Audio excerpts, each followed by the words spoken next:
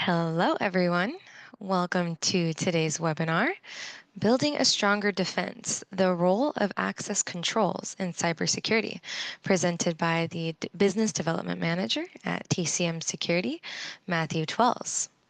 My name is Mariela Salinas, and I'll be assisting in moderating our session today. We are in Zoom for today's webinar, and we will be sharing a copy of this recording with you in an email after the session. We do encourage participation throughout the webinar, so please use the chat or that Q&A option for our short Q&A after the presentation. Educate 360 is so excited to present this webinar today.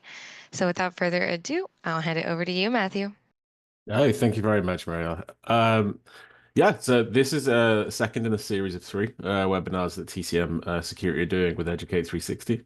The last one was password policies, and we're moving on to access controls. So very much kind of the cornerstones of running a cybersecurity program. Really good as well to watch the whole series once it's done. If you're looking to sort of start something from the ground up. My own background, as you probably noticed, I'm from the UK originally. And I actually started out in building stuff like this, so actually implementing access controls. It was a big part of my job in the military. I then have a couple of years of consulting and penetration testing, sort of how I ended up in the cybersecurity sphere. They also audited for a little while, so these access controls are very much something that's sort of near and dear to me. It's been very much a through line in my career.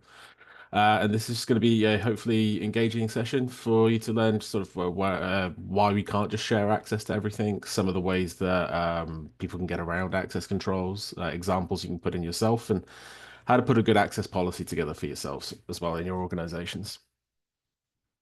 So I'll start with an example. So back when I was one of my very first jobs outside the military, I worked for a company called Information Risk Management.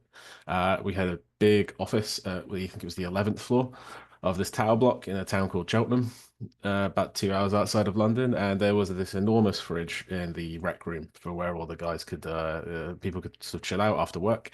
And there was this big fridge, and it was always full of snacks. It had soda. It had occasionally, so they usually had some sort of alcohol in it as well. The idea was is that you think that the fairest way to govern access to that would be some shared access, right? It's, if you're an employee, you should have access to the fridge. Um, it makes sense. That would be the easiest and fairest way to do it, but it's certainly the easiest way to do it, but it may not necessarily be the fairest way to do it. So very much something that kind of makes sense in your brain, but it might not make sense in practice. But you think, well, what do you mean? Well, it sounds good in theory to have sort of free, unfettered access to this sort of thing. Like it sounds like a good idea, and it's certainly very easy to govern. But in practice, one of the things that actually happened in real life was that it just happened to be the people that finished earlier had access to the best stuff. People who sat nearer the fridge had access to the best stuff. So if I was working on the other side of the office or potentially wasn't even there, you might get back and the thing that you like isn't even there. You don't know if one person's coming in and eating all of the donuts before you get there. Maybe someone has done that, been banned from using the fridge, but I don't know if they're doing that or not. I don't know who's taking what. I don't know. So if I'm trying to work out kind of what the most popular snack is, or if my job centers around making sure that those snacks are distributed fairly, this would all be really useful information to know, and I can't gather any of it if we've just basically said everyone, it's a free for all the time. It's a bit of a dumb organization. It's sort of a dumb example, but it is one that hopefully people can kind of get their head around. Communal fridges. It was always something at college or potentially, especially mine in the military, where it was caused more arguments than you'd expect. So access controls are surprisingly everywhere when you think about it. But it's also tempting to do this with computers too. It's really kind of tempting to govern access to devices this way. You've seen many small businesses, especially the smaller enterprises, especially in communal offices, will normally have some sort of shared computer, shared device. My wife works at a tattoo shop, and so there's a shared Mac that people have all sorts of devices on. People can plug in to play music, but usually it's for files to send files to a thermal printer. To do stencils, so it's communal devices and shared devices is something that's absolutely in place in a lot of smaller enterprises and especially some larger ones too. Found that out the hard way during some of my audit career. But shared access, the reason why people do it is 'cause it's easy, it's simple, it's easy to govern, but But that kind of tracking and attribution, it was kind of a light-hearted example before, but tracking and attribution of actions is really important if you're running any kind of regulated business. It's absolutely part and parcel of many of the big compliance regulations that a lot of like financial services, insurance, etc. have to handle. So not only is it important that you should be able to track and attribute actions to individuals, you have to prove that you're able to do so. Otherwise, you won't get your compliance certificate.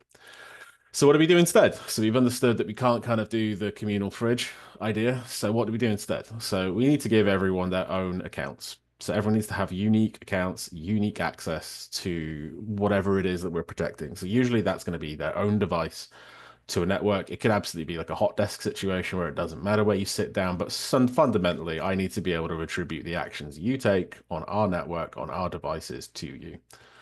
So we'll move on. So this means now that we need some sort of access control. I need to know that it is me trying to sign on to use this device, because if I can't do that, I can't attribute my actions to myself.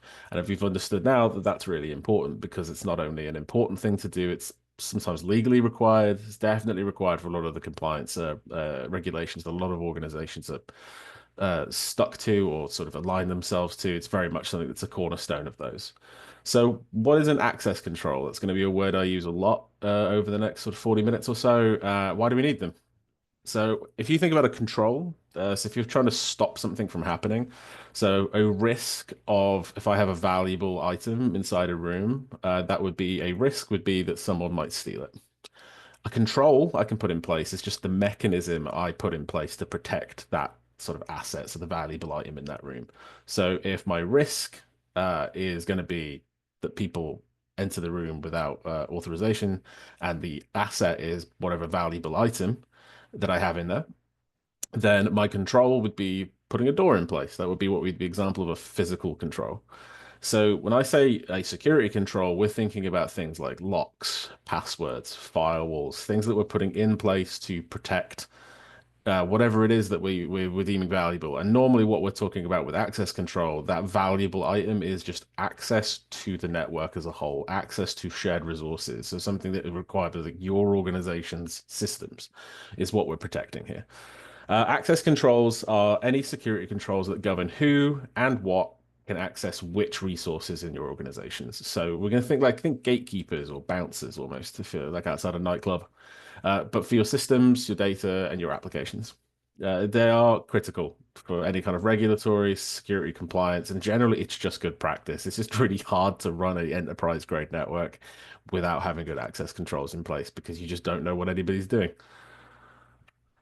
So I brought up this concept of trying to prove who I am and prove that I am who I say I am. A good example in real life here would be that I fly a lot for work. I certainly have done in the last couple of years, and I needed something to prove to TSA every time I went through the airport, PDX, that I am Matthew Twelves. One of the ways that I was doing that was that I had a green card till very recently when I got my citizenship. So there was a point at which that I had this little plastic card in my wallet that I could show to TSA, and I'm going, I am Matthew Twelves. I'm able to be here. There is nothing particularly. I'm checked in, and this is me. I'm making that claim. I can do that. I know that I am who I am, but the TSA agent's never met me before. So I'm going, hey, I'm Matthew Twelves. I'm the person. I'm absolutely allowed to be here, and I'm going to go to this. I have a ticket to fly to Chicago, let's say, and they go, okay, understood. But the next thing is everyone knows is they ask for your ID. So I pulled out my green card and I put my hand in there and said, hey, they scan it to check whether that's sort of, it's all valid, etc. And then they go, yes, you are Matthew Twelves. They'll check it, the picture against me, and then they'll let me through. So I've made a claim that I am Matthew Twelves. So Matthew Twelves is the I know who that it's me. But in the system, there's also an entity, Matthew Twelves. And what I'm doing in real life is making a claim that those two match. That process in general is called authentication. It's a physical authentication when you go to the airport. It's a physical authentication if so you're trying to get into a bar and there's a bouncer in the front. If in general when it comes to systems, it'll be digital. So things be like it's a username and a password. But there's different ways we can do it. We'll go through a few of them. But it's obviously now there was a point where I had to put my green card back when I got my citizenship, and I was about 2 months where I actually didn't have any form of way of saying, hey, I knew that legally I was a citizen, so I was absolutely allowed to be here. I just had no way of proving it for about a month till my passport came back. So when it did, I now had another factor, which is something we'll get into as well, of being able to like, hey, I'm Matthew Twells. Here's not only am I saying I'm Matthew Twells, the government is. So at that point, most organizations will go, okay, I understand that the entity in my system with my name on it matches the person in front of me because he has a government issued factor backing that assertion up. So making assertions of one's identity is the cornerstone of access control. We have to be able to know that the people actually signing on are the people that we have given that access to because people have very differing levels of access. Authorization is what happens once I'm inside. So just because you can get inside the building doesn't mean that you can get free reign and go into the CEO's office. Sometimes, and really the ideal is that you can only go where you're meant to go. And controlling that is a process called authorization. So you've noticed here some of the pictures here is the server room, the cafeteria, boardroom. They're going to have different people, so you pretty much anybody can go to the cafeteria. It's the whole point. But the CEO's office is pretty much going to be for about 3 or 4 people, so the access needs to be very tightly governed there. That's in general. So the two cornerstone concepts of controlling access to devices and data are authentication and authorization. So I mentioned here about like a factor. So a factor is just what we call something that it's I can actually prove that I have, that I am who I am. Some of them have different weaknesses, some of them have different strengths, but in general, they fall into 4 blocks. So you have something you know, you're you probably used one this morning to log onto your computer. It's something like a password, it's a PIN, it's a passphrase, it's something I know. It's your secret answers to, who was your childhood best friend, stuff like that. But that's something you know, it's something the idea is that you created it. So really the only person would be yourself. So password is easily the most common one for these. There's also something you have. So there's things like I've got Microsoft Authenticator on my phone here. I also have Google Authenticator as well because I use it for AWS for some of my kind of side projects. So I had to have some sort of authentication app that they'll send me a number or they'll send me a code. You're probably very familiar with these if you use them for work. Sometimes it's a smart card or a hardware token. Very much when I was in the military, because it was a secure classified base, I had a card. I had a literal card. It was attached to my belt, and I couldn't get in the room even if I had my passport with me. That wasn't the thing they were asking for. They'd given out very specific cards to very specific rooms, and I had to use that card to get in. So that would have been something I have. I don't know the card. I needed to have it. So even if I had everything else, I couldn't get it without it. Something you are is another one. So that's going to be things like biometrics. So you've probably seen things like fingerprint scanners. There is iris scans. So if you kind of it's more of a kind of movie thing, but people do use them, where it'll take sort of a scan of the individual patterns of your iris, and then they'll compare it based on what's being shown to the camera. Voice patterns as well. I think Windows 11 allows you to do this. You can actually just say like, "Hey, Windows, let me in," and what they do is they record your voice and just compare it to whatever the control is. It's similar technically to a password, but it's just a biometric thing. It'd be very difficult to do an exact copy of my voice. You might be able to do a fair impression, but it's not going to be good enough to log in with. There's also this more a bit more advanced. Certainly fun to look into. I've not think I've actually seen one of these, but you can do something you do. So what they'll test whether you might be whether it's based on how you walk. They might have just dozens and dozens and dozens of hours of footage of you walking through a corridor to analyze your gait. So even if someone was somehow able to trick in, they'd be like, well, that's not how he moves. It's not their size. It's not how it's not, it's you can analyze someone's gait as part of something that you can use to authenticate them with. Signature writing. It's actually watching them sign. So someone might have a very florid signature, but if you're typically trying to do it exactly. That's not how real people sign. So kind of the way that you're doing something can be something that you authenticate with, and also typing rhythm.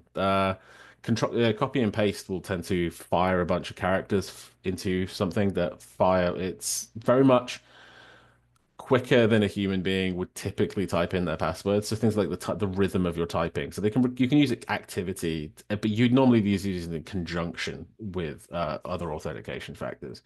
You've probably heard of the concept of MFA or multi-factor authentication. All that is requiring two or more of these things to sign in. The really common combination would be something you know and something you have. So that'd be password, and then you're probably like, hey, I've just sent a text to your cell phone number, and you pick it up and you go, oh, cool, it's 6 digits, it's 4 digits, and you type in the code and you're in. So what you've not only done is gone, hey, I'm Matthew12s, here's my password. They'd be like, cool, you might have stolen both, but I know that he should have his phone on him. So it was going to send me a code. And then once that's done, they go, okay, now it's definitely him. It's not bulletproof. There's absolutely ways and means of getting around MFA. There's certainly, especially with like texts, for example, the SMS authenticator apps and stuff like that, or authentication codes are pretty easy to intercept. So it's not perfect, but when they say multi-factor authentication, it's just a system of proving who you are that requires two or more of these things. So I mentioned before about like if you're allowed to get into a building, you may not just be able to go anywhere you like, and frankly, you shouldn't in good access control. So to govern access properly, everyone needs their own access. We understand that now. We've gone through a couple of examples, but we also need a way to track whether someone can come in, but also where they can access. We need to have a way of governing that at scale, which is the sort of the authorization structure of the company. But how do you know how much access to give to everyone? That's one of the hardest parts of doing it, and especially at scale in large companies. The real cornerstone of how we do this in real life at large companies is using the principle of least privilege, or you might hear this just called least privilege. And all that means is you get only the access that you are required to do your job and no more. So not just, hey, here's an admin account, you can do anything you like because it'll let you do your job. You have to kind of go, what does this person do in my organization? The receptionist does not need access to everyone's systems, every single medical record. They need access to kind of the more administrative side of the business. The HR will have access to those documents that are regulated, but no one else will because that's their job. People like, say, for myself, I'm working in the cafeteria. I certainly don't need access to that. I just need stuff that's related to my job. So compartmentalization like that is a really great way of making sure that the risk factor of any one of those people being compromised is a lot lower. Because if everyone can access everything, then every single person is an equal threat, and that's not what you want. And also, you'll fail most compliance audits if you're just doing that. So a good example of a principle of least privilege. It's not perfect as an example, but it's one hopefully people will understand. Is I made this lovely diagram of a restaurant floor. It's where I got my start. I used to be a waiter and a bartender for a couple of years. So the restaurant floor in general has different sides, different areas in it that have different purposes. And if you're a customer, so it's that kind of lightish blue, the lightest of the three here, you're kind of limited to the restaurant floor, the seats, sort of the seating area. You're usually directed to that area by a member of staff. You can't just I guess you physically could. Most restaurants aren't set up for physical security, but in general, you're not going to be able to get to the manager's office. Someone will stop you. There's usually they're trained to stop people just wandering out the back and grabbing a bottle of champagne. You order one, you purchase one. So the idea is, to protect stock, to protect the financial records, the employee records. Generally, customers are given access to the restaurant floor and not much else. Maybe the bathrooms as well. But then you can see the slightly darker blue here in the kitchen. Those are the chefs. They're obviously able to go to other places, but in general, during work hours, it's going to be access to the kitchen is going to be limited to the chefs because it's busy, it's dangerous. Knives, oil, heat, probably don't want to be in there anyway. But in general, that's access should be limited to the chefs there. So it's not more so much that the chefs can't go anywhere else. It's that most people shouldn't be going in there, especially customers. You've noticed as well, there's the manager's office and there's the register where people take prices, either they're actually paying for the food, etc. That would be really for the servers and the manager, right? So they can kind of go anywhere they like because the manager might want to go talk to a customer. They may have to if someone's complaining. A server needs to go more or less anywhere, but they don't want to go into the kitchen because it makes no sense to. It's not their job. So what we're doing is we've divvied up access to a shared resource, which is the building We've divvied it up into an access area that makes sense. The least privilege goes to the customers because it's that they have no purpose of being there and they're not a member of the organization. They are a customer purchasing from your organization. It makes sense to limit what they can do. Like your customers should not have access to your HR files. It's apart from being flagrantly illegal for the most part, it would be insane to do that. So that's why we limit their access to the absolute minimum to do what they need to do, and their job is to purchase. So if they wish to. Whereas someone's job as a server or a manager could range from comping someone's meal, for example. It could range for I need to go access someone's HR documents to see whether they've signed their contract if I'm a manager. It could be any number of things, but requires physical access to the entire restaurant. But hopefully this makes sense. Like these people will have different levels of access based on their role, and the goal to do that is to limit it to just amount of access that they need to do their job. The chefs don't need admin access, the restaurant floor people don't need access, servers don't need access, but the manager would need to have administrative access to all of the systems because that's their job. So when we talked about controls before, just to remind you, it's the mechanism. We're referring to the mechanism here that we are using to govern or make, protect an asset that we're doing here. So again, access is the access to the network and the resources within it is the asset we're usually protecting here. And there are different types of controls that we can use to do it. So administrative is a common one, which is just documenting who can have access. So like writing it down is a huge part of it. So that's going to be policies, procedures, guidelines, and that's just saying like, hey, for the HR, the only HR people should be able to access. Finance, you should be in this job, and only those people should be able to access these types of documents. If you're just a standard employee, you should be able to access these shared documents. That could be like the wiki for the company. It could be anything like for all the branded content that happens. Everybody should have access to that because they want people to share it out. Marketing might have stuff that's been published publicly, but they may even subdivide their access based on whether there's something pre-release, potentially. So they you document that. That would be an administrative access control. Physical access controls, think locks, doors, security guards, cameras, stuff like that. So it's barriers to physical access. So it's going to be physically stopping you gaining access to somewhere. Like anything could be you could make a claim that things like physical defenses too, things like barbed wire, high fences, etc., could be access controls, but usually people are referring to things like access control systems, key card holders, keypads, doors, and so usually things like, ways of physically stopping someone getting into a building. Technical access controls are going to be things like passwords, any kind of hardware or software technique to govern access. So I think if you're having a system where you have to authenticate in the first place, so like Active Directory would be one of these. But also things like in Linux, file permissions. So basically, I can just it breaks every file because everything is a file in Linux. You have a read, which means I can actually pick up and look at whatever it is. I can run it. I can at least well, I guess actually, so it would be reading would be I can view the contents of the file. Then you can write, which means I can edit or delete the file. And there's also execution, which means like if it's a program, I can run it. So I can control with each individual file what any individual person can do with it. So that's why that kind of unique, every person has their own access. I can get hyper granular in what you can and can't do to boost my security. It's a huge job at scale, which is something we'll find out later on. But in general, that's the principle of these controls, is that technical controls down to that granular level can really make sure that what you have in your brain as wanting to govern, it can be reflected in real life. A big one that this is where we're sort of limiting into how we do this in real life is role-based access control is a more of a concept that it is also a control where it's access based on your job responsibilities. So like HR analysts can access that, but they can't access this. Finance team members can access this, but they can't access that because you definitely don't want one person being able to access everything. But there are other ways to do this too, slightly more advanced. Would be attribute-based access control. So one of these things could be, especially this would be something for like classified information, geofencing. So why would, if we have no offices in, say, Eastern Russia, if someone is trying to log in from, a farm in Eastern Russia, it's probably not the person. that I've even if they're using the passwords, if they've got everything that they need, I can make a guess based on that attribute of their location. So where is the IP connection coming from? That it's not them.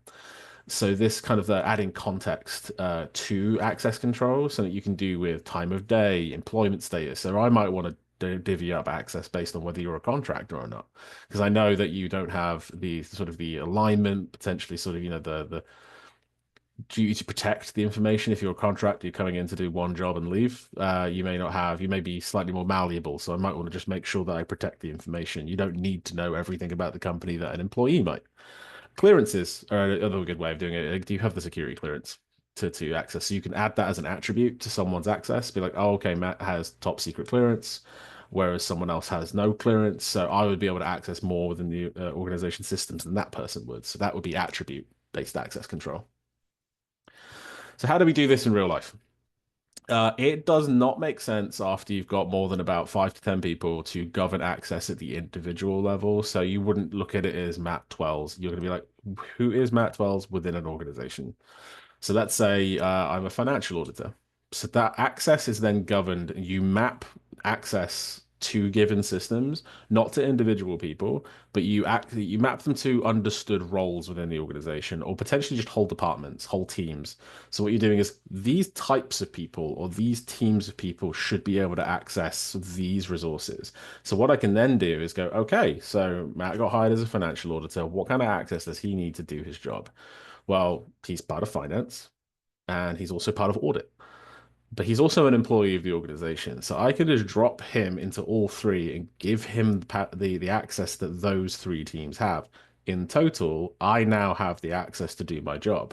I'm part of all three of those groups. So instead of having to painstakingly check that I have the same access to that file and this program as everyone else does, I know that I do because everyone has the same access in finance. Everyone has the same access in audit, and I have the same access as everyone else who's just a standard employee. So in I guess in whole, I have the access that I need to do the job, but you don't need to worry about what map 12s. You just need to know worry, is he a member of this team? You can work that out based on the job that I got offered, and then just give me the same access as everyone else. So that's a much easier way of governing access control at scale. You can't really, much as people want to, going down to the individual level just requires a level of administration a lot of companies just aren't willing to do. And nor should they. It just doesn't make sense, and it's probably more work than it's worth.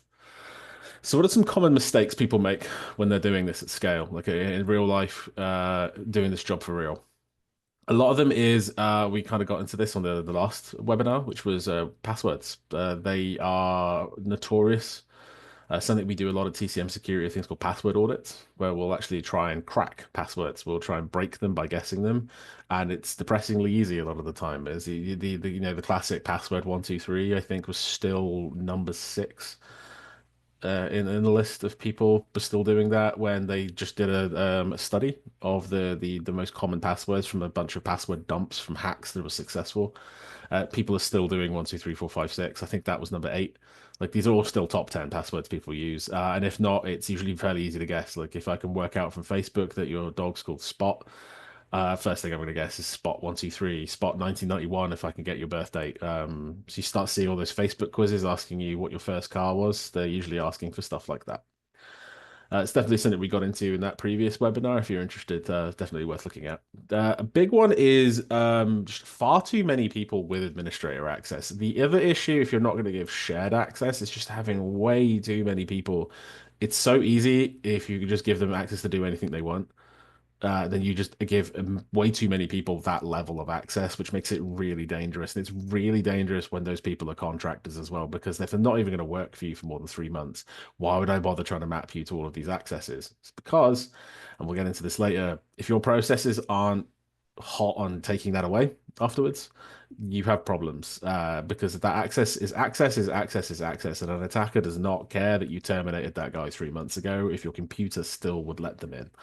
It's there's a difference between what you can understand as like kind of a human being and what your machine will let happen because you didn't terminate their access in a technical sense. So just having a population, which is called like an elevated access population in audit terms, it's just far too many of them. A lot of people, this is a real big problem. Then cutting it down is hard because Usually called it a scream test, as you start taking it away and you start getting complaints really, really quickly. It's usually how you know that that person probably did need those platform those permissions. Whereas if you might have someone who barely noticed because they aren't using those, it's a good way of also conserving license usage if you have a particularly valuable piece of software. If you can actually work out based on usage, take it away from someone, and if they start complaining immediately, you can give it back. But if someone you took it away 3 months ago and they haven't said anything, probably didn't need the license. So that's what we would call a scream test. Another big problem is inconsistency. You ideally want the same controls in the same building for everything on your systems. You want to be doing it the same way because then it's understood. You might want to be able to exceed those, but you don't want people being able to go, well, it's too boring. I don't want to do that. I want a simple password. Well, tough. You need to align with the password policy for the organization. I don't want to go through this door. I'm going to wedge open the one in the back. Like, no, you won't, because that's dangerous, and that inconsistency could allow the undermining of your access control policy at large. So inconsistency across systems. So just because this is notorious for actually senior management. So people like CEOs or people who have lots of influence tend to be like, well, I just want to get my job done. I don't, why do I need to worry about all the security? And it's like, well, it's precisely you that attackers are after because they know that that's how you guys operate. So that inconsistency across systems and managing access control is usually why people are after your VP's email. They're after your CEO's email, potentially maybe not your CTO. These people tend to have awareness, but in general, these people who are in non-technical but leadership positions tend to have lots of access and also a real, sometimes a bit of a bee in their bonnet about following access controls because it just makes that slick procedure of getting in and around a little harder than it would be. I've always been a big proponent that I think good security should just be a little bit annoying because it means that it's working. The idea, you probably called up like Chase Bank or something, and they've asked you 14 different questions, and you're like, yeah, I know, yeah, you know who you are, but the person on the other end of the phone doesn't. You don't want it to be too easy because then anybody else could have called up and pretended to be you. And if it took 5 seconds and an easily guessed answer to get in, then it's one of those things that's protecting you. It's like I said, good security, I think, should be just a little irritating, but it should also allow you to do your job. So that's a big part of the balance of managing this stuff at scale. A big thing too, as well, and this will be something we get into with the kind of audit side of life, is logging. You should be able to track, by in a technical sense, like this person did this activity on this system and timestamp the hell out of it because that's something that you'd be able to show an auditor that you are tracking this stuff. And generally, it's good for post-incident analysis. If someone actually does break in, you're able to go track this access and go, okay, it was this person's access. Let's see if it was them or if they got compromised. That's just saved you looking through 20,000 other accounts. If we're not tracking this kind of stuff, this is a big control. It's not necessarily an access control in itself, but doing this in real life, it's a big mistake a lot of people make. It's just not logging enough or auditing their stuff just to see if there is anything weird going on. So how do this is sort of what TCM do as an organization. So we hired to break into things. So we joke that you bring it, we break it. But things like applications, systems, sometimes buildings. It'll be, can I get in? You shouldn't because you don't work for us, but we get hired to try and get in. It's kind of the real crux of what we do as a company.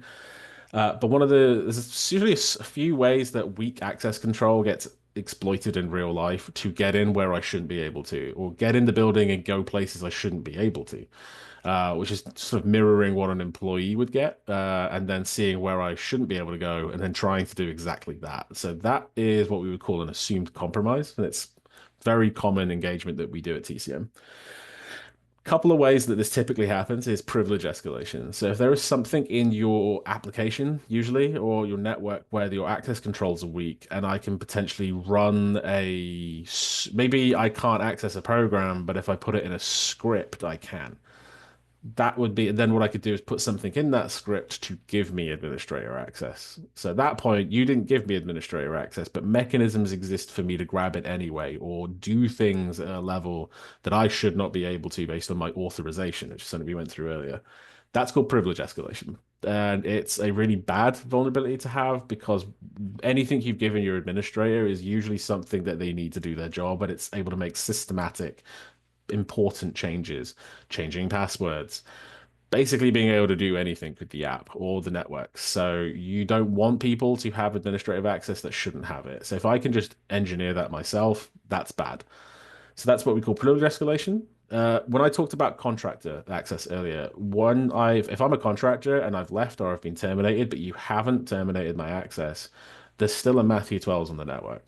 I'm not here to log into it, but if someone finds those passwords or someone finds that, or guesses it fundamentally, it's to say if they've breached my data somewhere else, but they're trying it on yours, and it's the same password because I reused my password, then what you have here is called an orphan account. There's no one managing it. There's no sort of, has no sort of parent person that uses it on a daily basis. But access is access is access is access.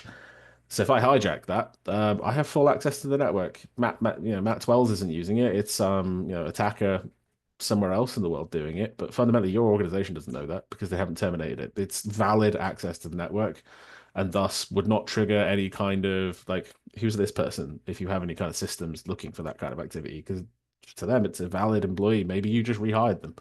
And a lot of devices do not have, or systems don't have the ability to pick that up, that context in real life, especially at scale. So this is a really dangerous thing and why access control is so important.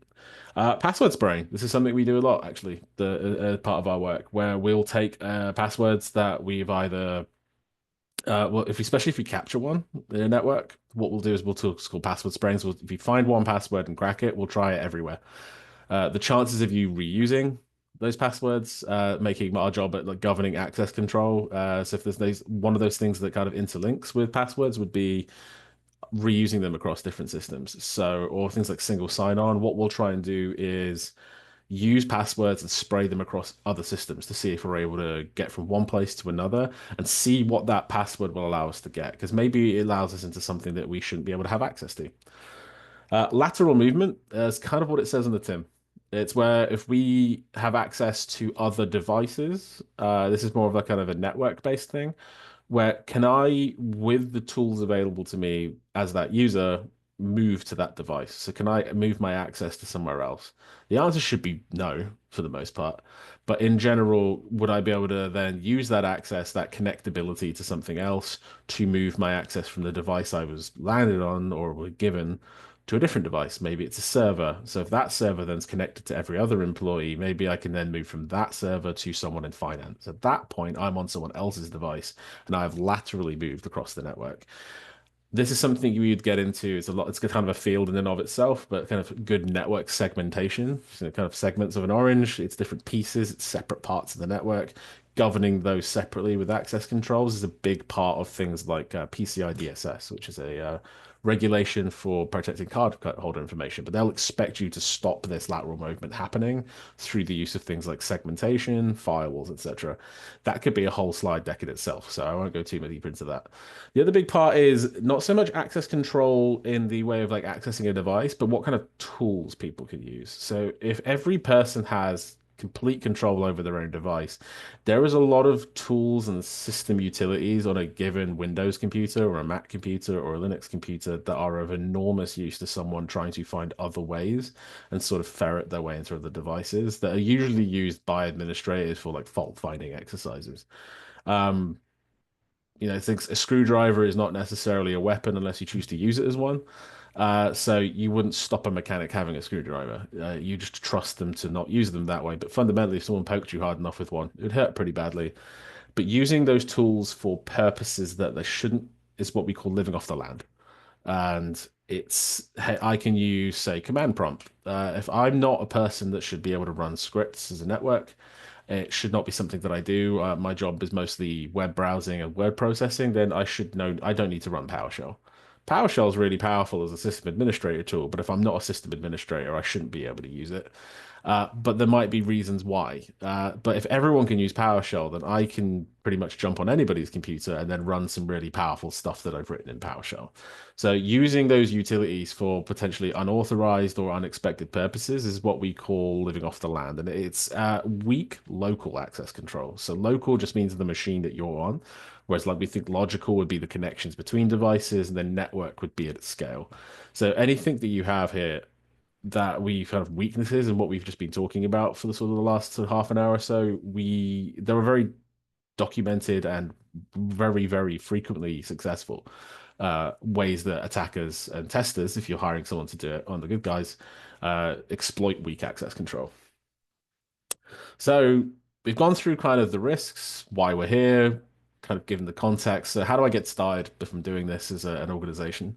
So I'm going to start at the bottom of the stairs, as normally people do. Big part inventory. If you've listened to anything I've ever done, I'll talk about inventories all day because if you don't know what you have, you can't protect it. You can't protect what you can't see.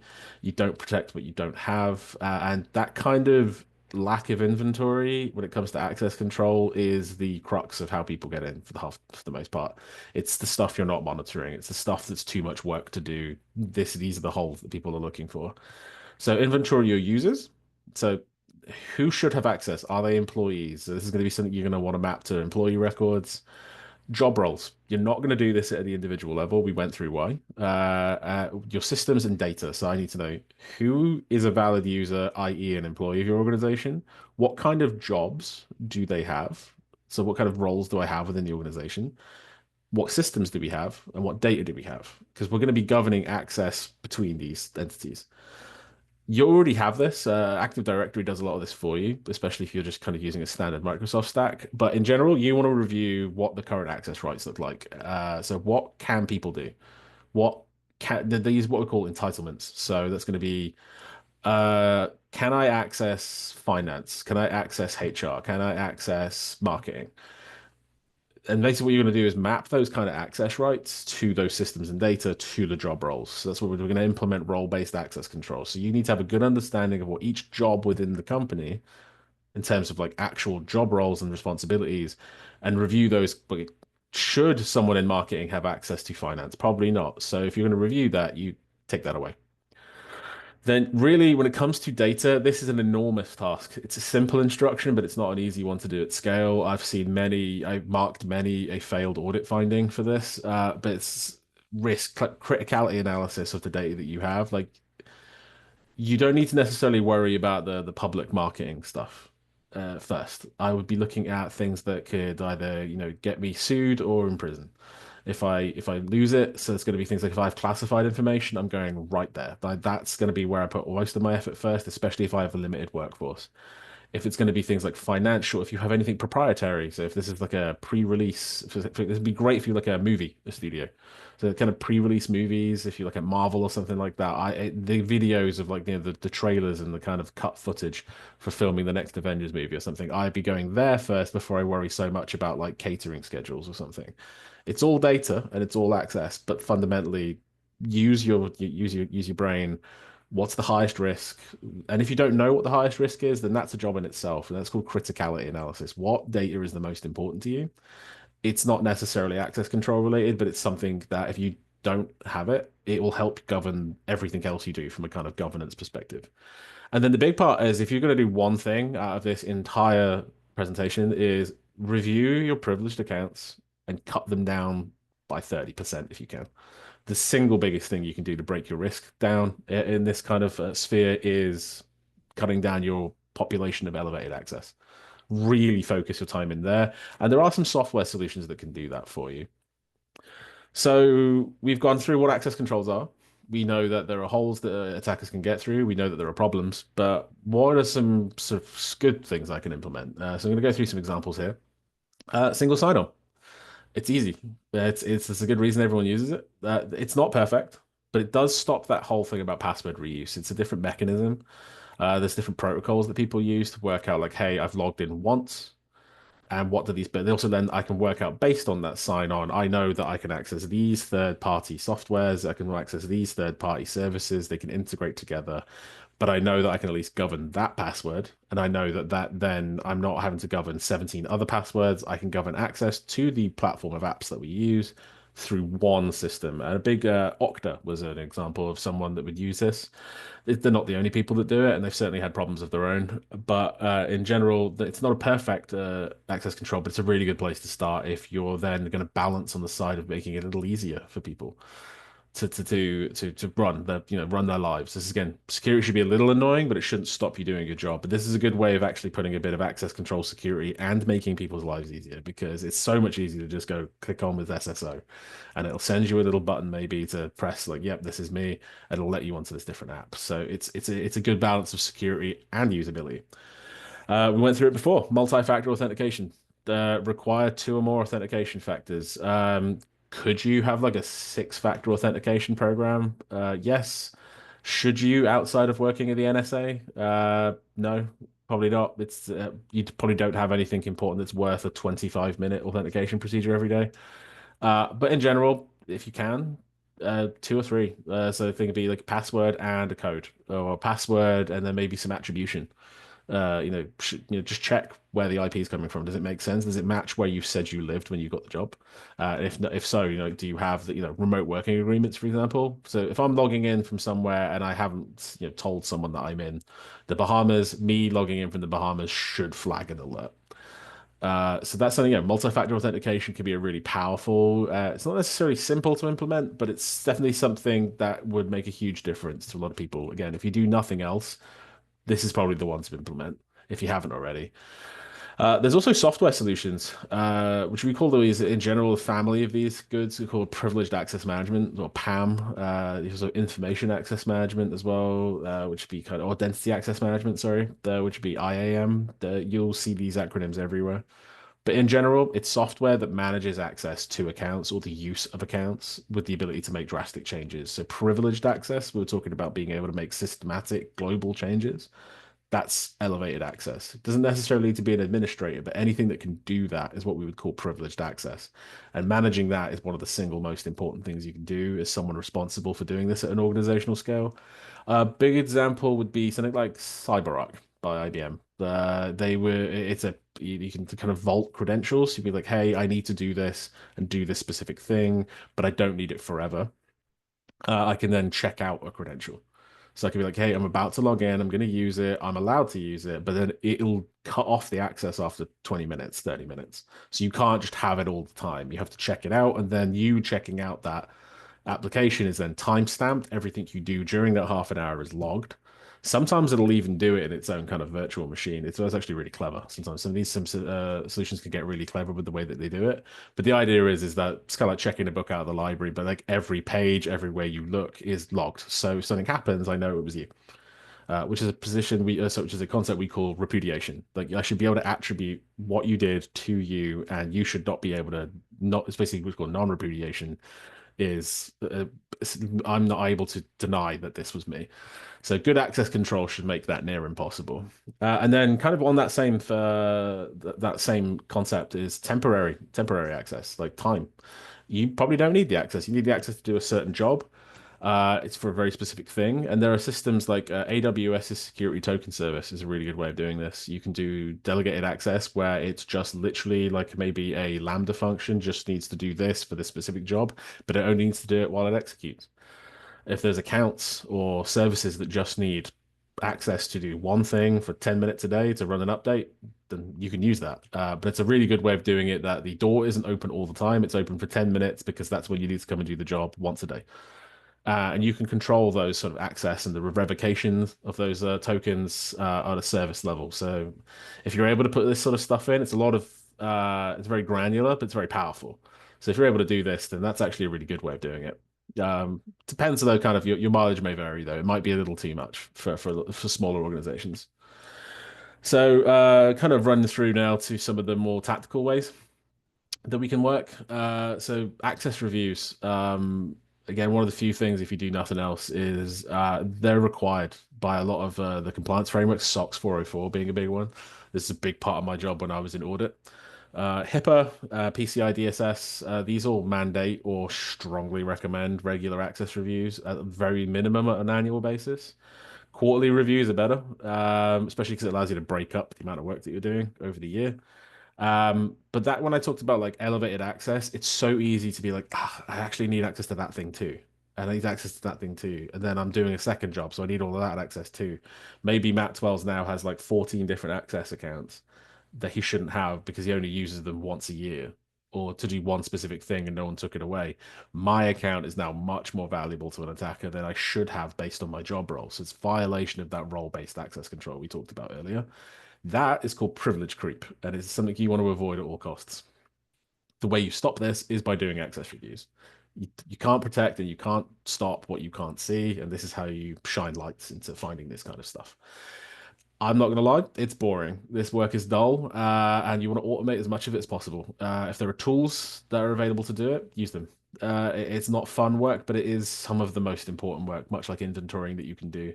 This is pure, real detective security work that you can find like toxic access combinations and start working that. It's probably more powerful than any firewall you could put in. It's just governing this stuff at the most basic foundational level. It's almost the most powerful thing you can do. But is it fun doing an access review? Good God, no. I did several of them myself. It's a brutal way to do it, but it works. When you find them, it's proof because you know the client never found it. So finding being like, hey, you actually made an organization safer by finding this type of stuff. You want to document reviews. What did you find? What did you do? How did you do the review? And when did you do it? This is going to be something your auditor looks for the most part, especially if you're kind of in that kind of enterprise scale. Then really as well, we talked about it in the password webinar, but building an access control policy. It's again, policies aren't as complicated and sort of monstrous as people think. They can be a couple pages, and they should be written in clear English. There should be as few technical jargon words on it as possible. But really, she needs five things on it. Is clear procedures to get and remove access. Like, how do I get access? Who do I talk to? And what system should I use? How do I remove it? Same detail. Who do I talk to? Who's able to do it? How do I do it? And when should it be removed? Access review timings. We just talked about that. So, what should the review be? You can't just go, yep, looks okay, and call it a review. There's seems to be documented. It's one of the reasons why you want to do it properly, even if it's boring.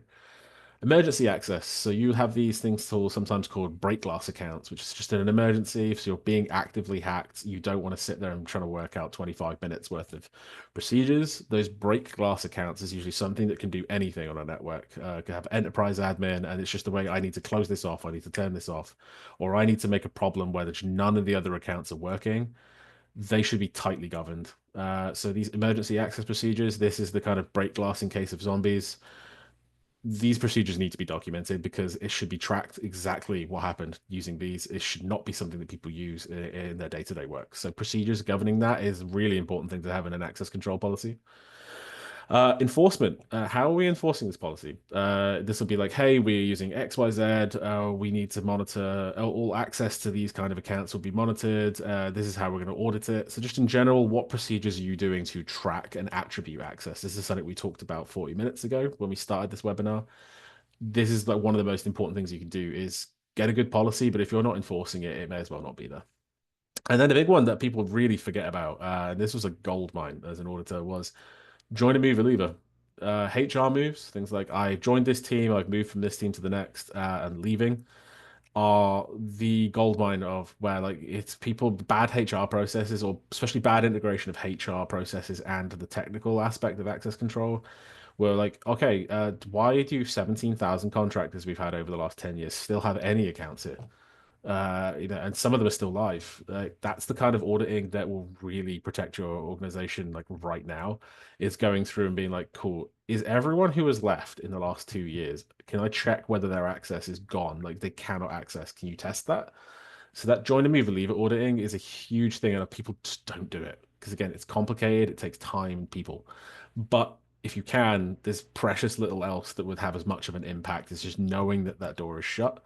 And join a mover, it's a way of stopping privilege creep, essentially. You don't want to, and also there should be consequences for not complying with this. This is one of the most basic or agreements you make to essentially the social contract that you sign with your employer is not to use your access for, to use your powers for evil.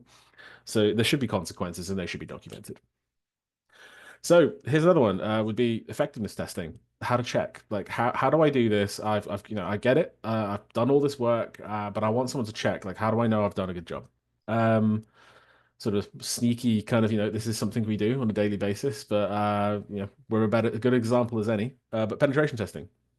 It's kind of our bread and butter is TCM, but it's essentially if you're not familiar with what a penetration test is, it is a live fire exercise where someone would actively try and circumvent all of these access controls that you've spent the last 2 years trying to put in, much like a real attacker would. But because we're not a real attacker, we can avoid things you want us to avoid. We can stop certain attack methods.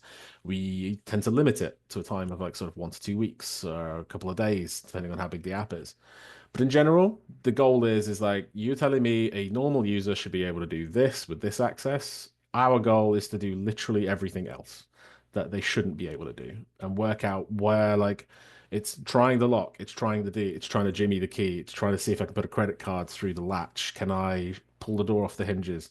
All of those things that I shouldn't be able to do, if I can, that's what we would report on. And that penetration test is one of the best ways to detect technical access controls and kind of those essentially, yeah, like technical access controls would be something you'd use a penetration test for.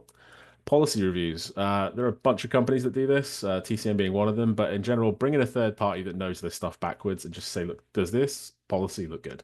Does it do what it needs to do? Does it match what we're doing as a business? And is it aligned with best practices? There are people who don't do this for a living and can go, yep, not only is this policy good, now it aligns with, say, NIST. Because if you've been told by the government you need to align with NIST, then so does your policy. And a big one as well, people don't do enough physical walkthroughs.